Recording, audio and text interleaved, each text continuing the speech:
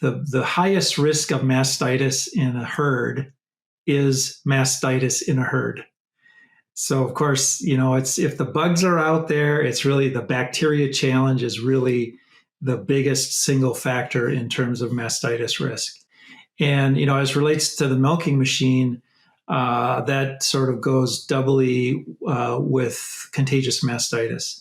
So the milking machine is a very effective way to move contagious mastitis organisms from one cow to another. So I'd say, without a doubt, on the very top of the list, the interaction between milking machines and mastitis is if you have contagious mastitis in the herd, the milking machine will spread that around from cow to cow. So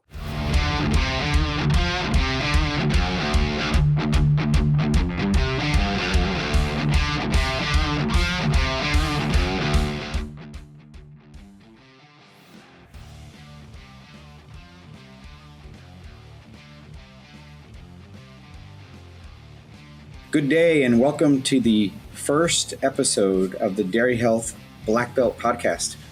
I'm Mark Thomas, and many of you know me from the Dairy Podcast that has been going on for a few years.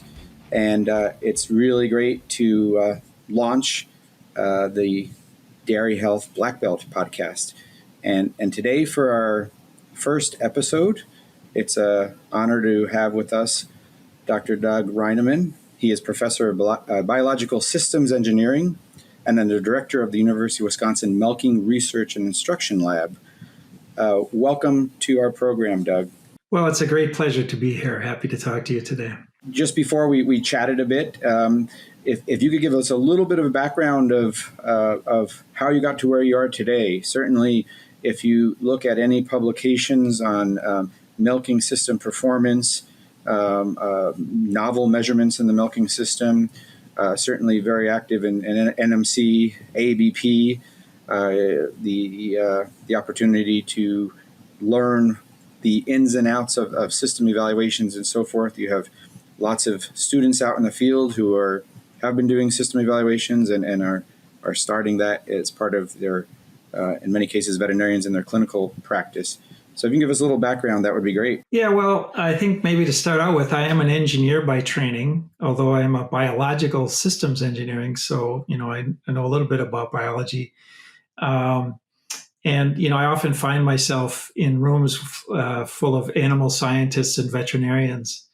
And I'll have to say that we don't always speak the same language.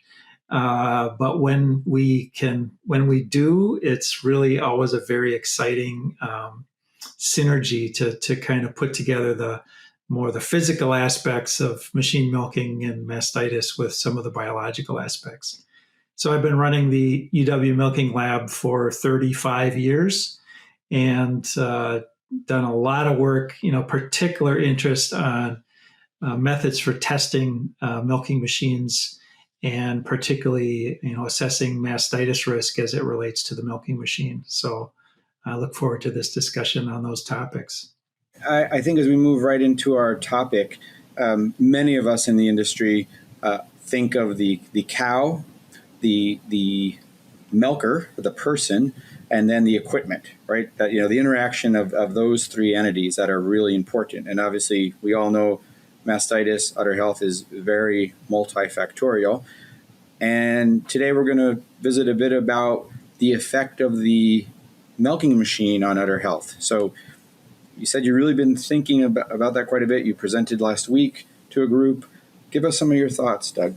Well, I think, one of my new sayings, I don't know if it's new to the world, but the highest risk of mastitis in a herd is mastitis in a herd.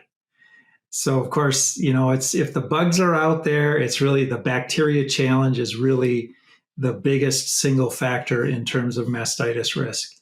And, as relates to the milking machine, that sort of goes doubly with contagious mastitis.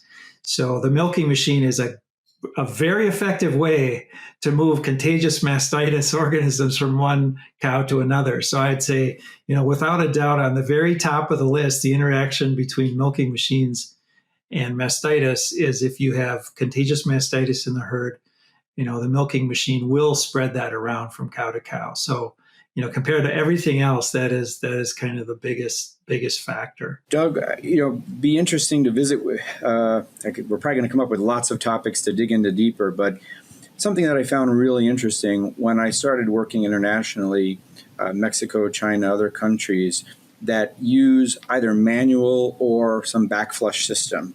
Very commonly. And in the U.S., those systems, honestly, until I started international work, I didn't see those systems. Certainly they exist in some pockets in the U.S. In Mexico, we've been really successful at removing those systems, because we honestly, when we've trialed them, if you will, we haven't seen any difference. These are generally herds with low incidence of contagious pathogens. But any comments there of the use of disinfecting units, between every cow, or just overall good maintenance, proper settings, not over milking, all the things that we should be abiding by? Yeah, I think my sort of bottom line on flushing systems or backflush systems is we've been there, we've done that, and just exactly as you said, at the end of the day, they're very costly systems to operate, backflush systems. They were kind of popular maybe in the 90s, late 80s, early 90s. And the most common place I saw them was in the back of the barn because they'd been torn out. Yes. Lots of maintenance. Just because, they're not effective at, I think they certainly reduce the transmission of organisms from cow to cow, but they certainly don't eliminate it. And we're kind of learning this once again in robotic milking systems. Robotic milking systems have the best kind of backflush system you could possibly imagine. And even in those systems, it probably reduces the rate of the spread of contagious organisms, but it doesn't eliminate them. So it's one of the things you really have to watch for, particularly in a robotic milking system. You need to understand which cows are infected with which kind of organisms, and particularly if there's contagious organisms, you need to get those cows out of there. So, Doug, what are some of the top things when you think of the system and the risk for mastitis, bacterial counts, effects on udder health, milk quality? What would be the top areas that you're looking at? Obviously, we have things like vacuum fluctuation and such, but you're really trying to pinpoint. We have the environment, we have the milkers, and et cetera, the cow level, but from the equipment side. Yeah, so let me start with vacuum fluctuations. Don't worry about it; they are not a mastitis risk. It's a very old idea that was actually developed in the 70s. I just did a really extensive literature research review on this and looked at the history of where this idea started, and it comes from some research that was done in Ireland and the UK in the 70s. But it really is not. It doesn't apply today because the milking machines we're using today are totally different than the machines that they did that research on back in the 70s. And in addition, the cows are totally different animals than those cows back in the 1970s. So if you look at anything that's, published within the last, 10 to 20 years, vacuum fluctuations just don't make the list. They are not a mastitis risk. They're not something that you need to be worried about. And that includes liner slips. Big, huge study that was done in Norway found absolutely no correlation with vacuum fluctuation or liner slips and mastitis risk.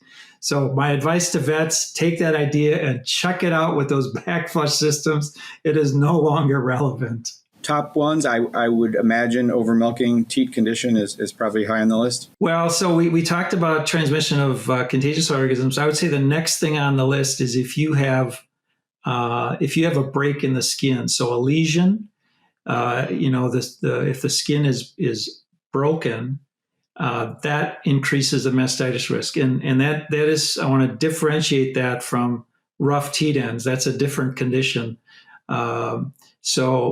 Just in terms of the risk, contagious transmission, and then if you have teat lesions, breaks in the skin, that's a documented risk. And then I'd say probably next on the list would be teat end hyperkeratosis. But, hyperkeratosis was a really big issue in the 90s, early 2000s. But the milking machine manufacturers have changed liner design so that we actually see a lot less teat end hyperkeratosis than we used to. So right now, in a typical herd, and I would say sort of a well-managed herd, what you're really looking for are the very rough teat ends. So there's a scoring system, no ring, smooth ring, rough ring, and very rough ring.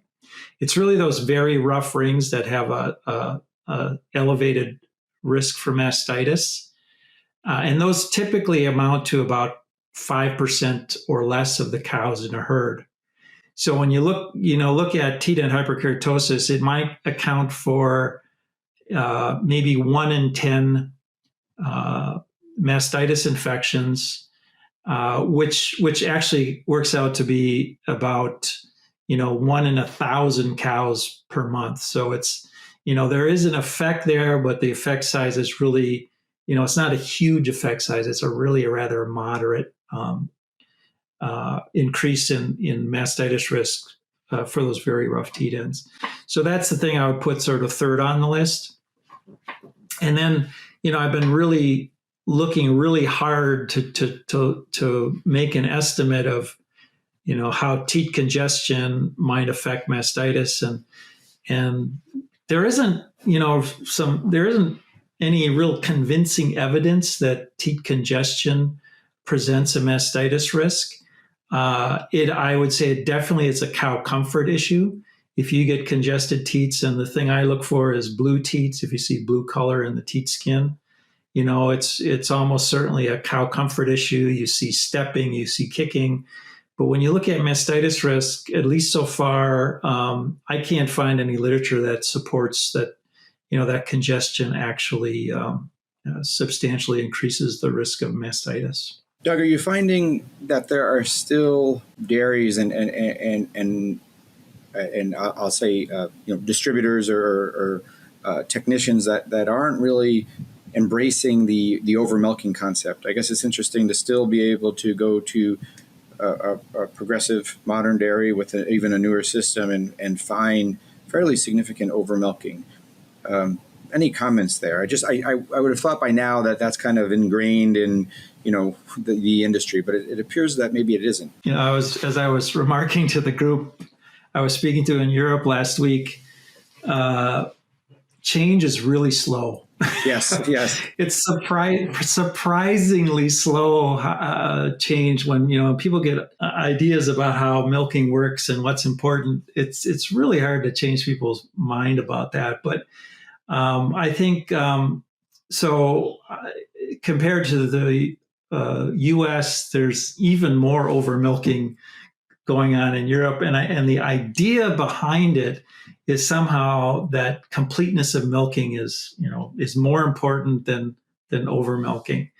So and again, there's been a bunch of research on that as we increase detacher settings, flow thresholds, and take units off earlier, there's at least a dozen studies, probably close to 20 studies that have shown that the kind of aggressive detached settings we're using now in progressive farms in the U.S.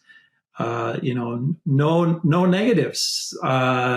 Production doesn't drop, mastitis doesn't go up, and so we are milking. I would say kind of the last quarter a little less completely, but the research and the field experience is coming in pretty conclusively that there's no negatives to it. So it's a bit of a mystery to me why someone would persist in overmilking. Again, it's probably the biggest cow comfort issue, because when you're overmilking, that's when teats get congested. So there's no positives to it, lots of downsides to it, and it's another one of those mysteries why it does persist. No, I would certainly agree, and I also agree with your comment. Change is slow, right? If it's not super broken, maybe don't even try to fix it. So those are very relevant comments. So Doug, certainly thanks for your time today. I think the moral of the podcast, if you will, is don't forget the machine. We have milkers, we have variation in routine, environment, all those factors that affect milk quality, but focus on that milking machine. Obviously, that's your area of expertise, but yeah, don't forget about it. I would say the most important thing about the milking machine is that the liner fits the teats of the cows. So the fit of the liner is the most important thing about your milking machine. So the teats need to get down into the part of the liner that's actually applying the massage. And, we like to see mouthpiece chamber vacuums, below, 20 kPa during the low flow period. And there's test methods for that. But that is, I would say, the single most important thing about the milking machine is that the liner actually fits the teats. So make sure your equipment overall, but the liner fits the teats, and it sounds like get out that Vadia and actually measure that to know where you're at. Yep. Well, Doug, it's been a pleasure to visit with you this afternoon. Likewise. And have you on the first episode of the Dairy Health Blackbelt Podcast. Again, this is Mark Thomas signing off here. Welcome you again to the first episode. Please subscribe to if you're probably likely already subscribed to the Dairy Podcast Show. Also subscribe to the Dairy Health Blackbelt. We plan to keep these a bit shorter in format, something you can maybe connect to on a quick drive versus the 35-40 minute podcast that you may be accustomed to. So with that, thanks again, Doug. Have a great evening, and we'll stay tuned for the next episode. Thanks. Bye now.